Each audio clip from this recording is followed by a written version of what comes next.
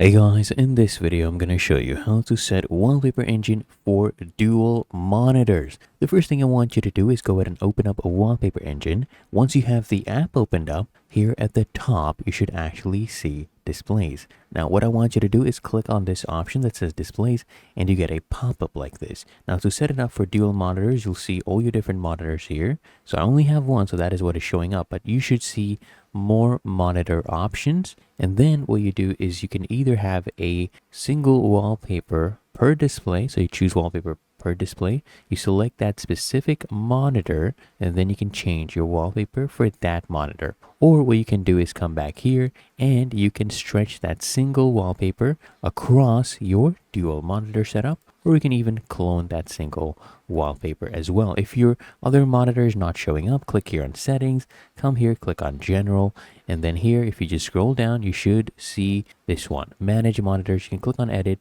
and make sure it actually shows up here, and you can go ahead and choose this one, monitor identification. You can just select managed, it will manage it for you. Click on OK and you can save your changes. If you found this helpful, make sure you smash that like button and subscribe to the channel, really helps me out as well.